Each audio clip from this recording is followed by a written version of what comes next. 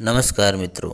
आज की यह कथा भगवान शंकर और माता पार्वती के मध्य है, जिसमें वे एक भिक्षुक के लिए संवाद करते हैं। इस कथा का श्रवण करें। आपका दिन शुभ हो और इस चैनल को सब्सक्राइब करें। नमस्कार मित्रों।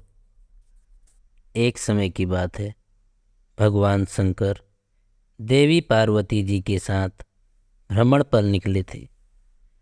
अचानक देवी की दृष्टि धरती में एक भिक्षुक मानव अर्थात भीख मांगने वाले व्यक्ति पर पड़ती है, जो लोगों के घर जाकर उनसे अपने जीवन यापन हेतु भोजन मांगता। कुछ तो उसको भोजन देते और कुछ उसको डांट के भगा देते। उसको कुछ देर इस प्रकार देखने पर पार्वती जी को उस मनुष्य की स्थिति पर दया आ जाती है और वो उसके जीवन को सरल बनाने की सोचती हैं। इसके लिए पार्वती जी ने शंकर जी से प्रार्थना की कि हे महादेव, आप सर्वसमर्थ हैं, आप सर्वत्र ज्ञानी हैं, क्या मेरी एक बात मानेंगे? महादेव जी की अनुमति पाकर देवी कहती हैं, महादेव, इस मानव को देखिए, ये भिक्षुक का जीवन यापन कर रहा है और जब ये भीख मांगने जाता तो लोग इसे कभी कुछ देते, कभी कुछ नहीं देते। कई बार तो इसे भला बुरा भी कहते हैं। इस मानव का जीवन बड़ा ही दुख से भरा हुआ। हे महादेव, हमें इस प्राणी की रक्षा करनी होगी। ये सब सुनकर महादेव जी बोले, देवी, आपकी मनोदशा उचित है, परंतु मनुष्यों के जीवन में भाग्य का लेखा जोखा सब पहले ही हो जाता है। ये सब इसके पूर्व जन्म का फल है और इसके भाग्य में इस समय इससे ज़्यादा और कुछ नहीं। मैं इसका कुछ भला नहीं कर सकता।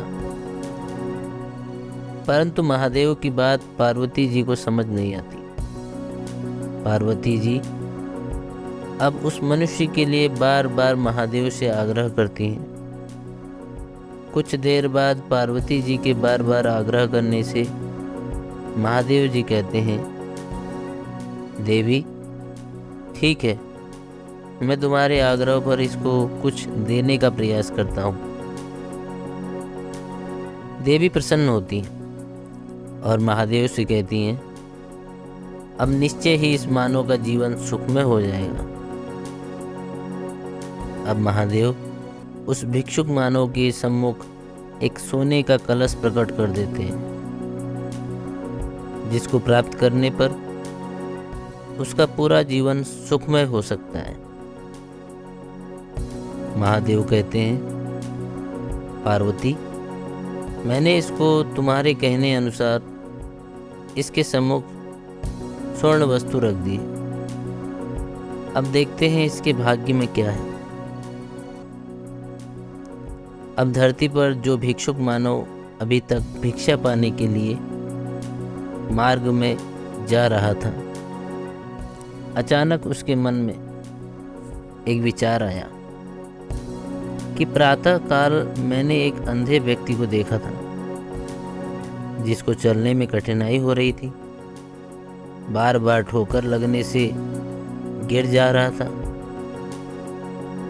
मैं भले ही भिक्षा मांगता हूँ, परंतु ऊपर वाले की कृपा से मेरे हाथ, पैर, आँखें सब ठीक हैं।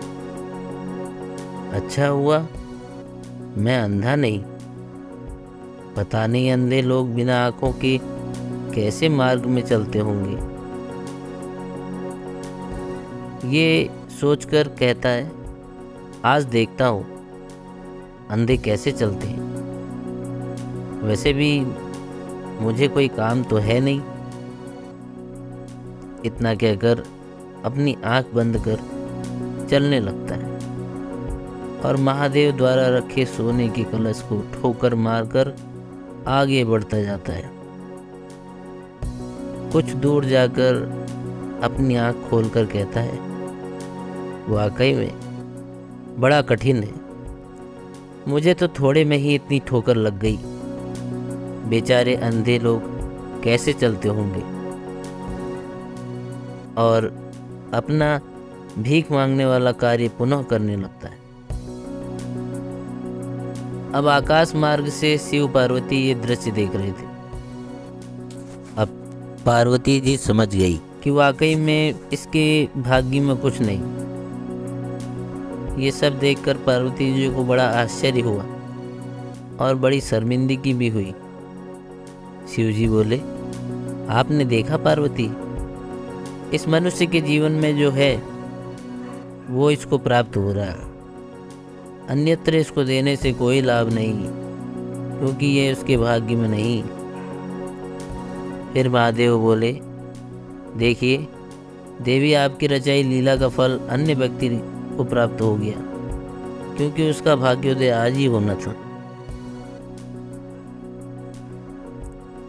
और इस कलश से उसका जीवन परिवर्तित हो जाएगा। इस भाग्योदय में माध्यम बना ये भिक्षुक। प्राणी को भाग्य से ज़्यादा कुछ नहीं प्राप्त हो सकता।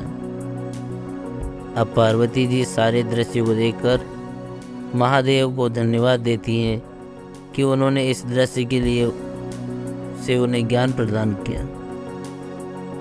और शिव पार्वती पुनः भ्रमण पर चले जाते हैं।